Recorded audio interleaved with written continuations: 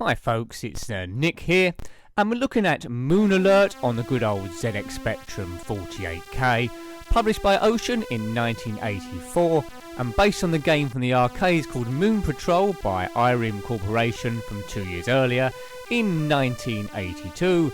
Music that's playing is Flight of the Valkyries by Richard Wagner. Now, they don't write songs like that anymore. Whether that's good or bad, that's entirely up to you.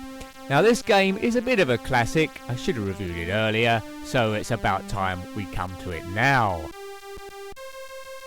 Fairly simple game this in premise. Basically, your spaceship has crashed on some lunar planet, and using the buggy, you've been shot down by aliens, but using the buggy you must go across the rugged terrain, jumping over obstacles, firing things out your way, and get back to lunar base. But the buggy blows up with even the straightforward of collision. Right, so that's one gap jumped over. There's a rock blown out the way. Now it's developed into sections. We're in section A. Whoops. As soon as we get off that, well, I think it plays the Indiana Jones music if you get to section F. And they represent save points, really. Oops. Kaboom! So that's basically all the gameplay. There's our wrecked spaceship in the background there. The inlay says one false move and it's all over. Well, they're correct about that. Now, the arcade version, Moon Patrol, has music all the way through, and the wheels are a bit more flexible and it moves a little bit quicker, but that's to be expected. So how does this compare? Well, as a conversion, it's not identical, but it's not too bad.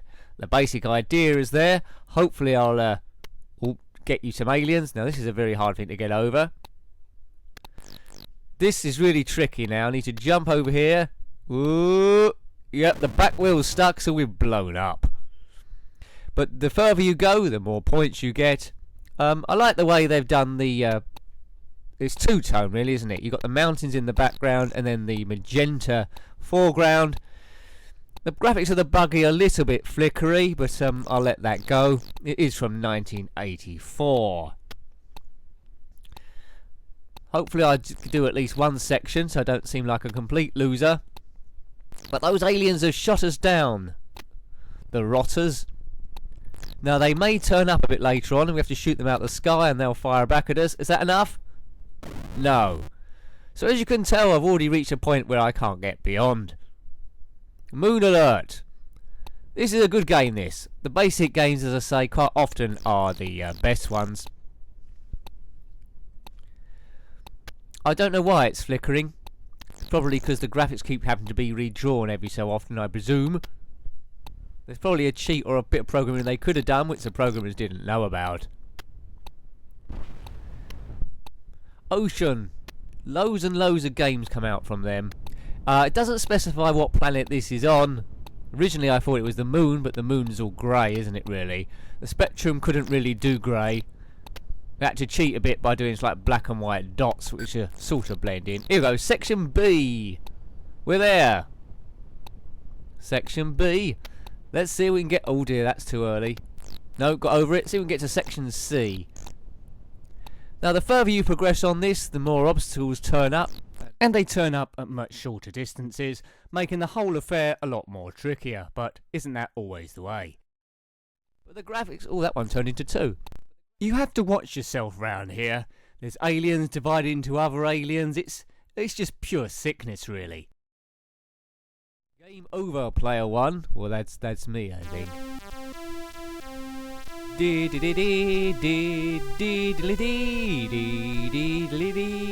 This music is used in a few games, most notably Elite Frontier 2 on the Commodore Amiga, which I haven't reviewed yet, but that'll probably be a very long video if I ever get round to it.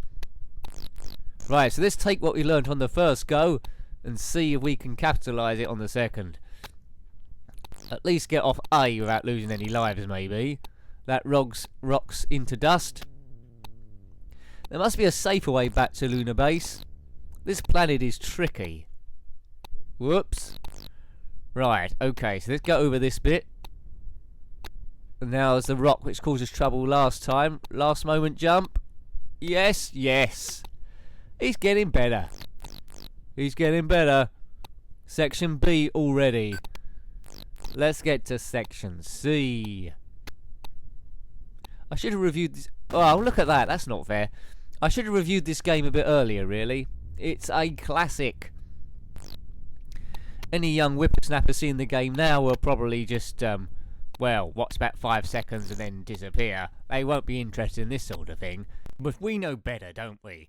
Us aficionados of the ZX Spectrum, Commodore 64 and the Amstrad CPC, the 8-bit systems. We know what it's all about, don't we? We're retro players. We can appreciate the finer things in life. And the rubbish things. Boom!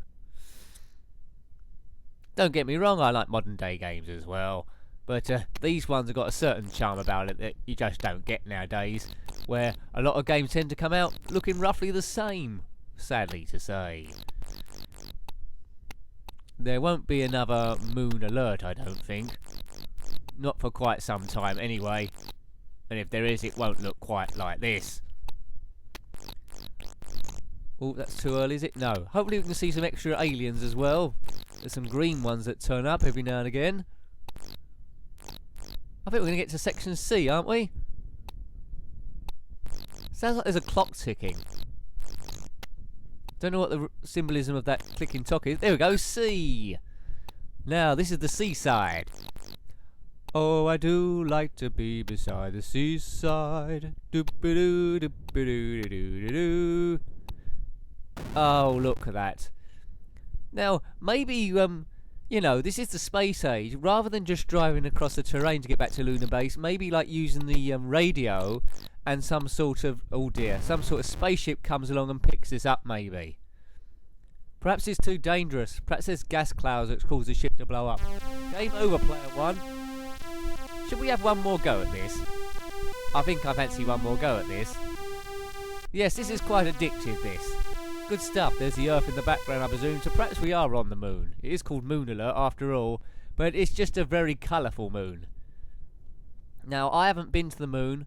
I've only seen pictures of it, really, so I have to trust those pictures. But until I've gone myself, there is always a small possibility that the whole planet could be magenta with a blue background. I just don't know. Right, remember to wind that clock up. So we get 3 lives, you might have noticed, in the top left. Time's ticking up as well. Don't know what the relevance of that is, because I think we've got infinite time. Maybe that's some sort of bonus thing. Whoops. Now, don't make any silly mistakes. So it's certainly a skill game, I would have to say. Takes patience, and it's also pretty frustrating. But Section A doesn't seem to be a problem for me anymore. But one of those games that you get much better the further you go on and the more you try. No doubt, if I kept practicing, I wouldn't keep blowing up there, and Section B would be easy. But as soon as you get up to Section F, it plays a bit of Indiana Jones.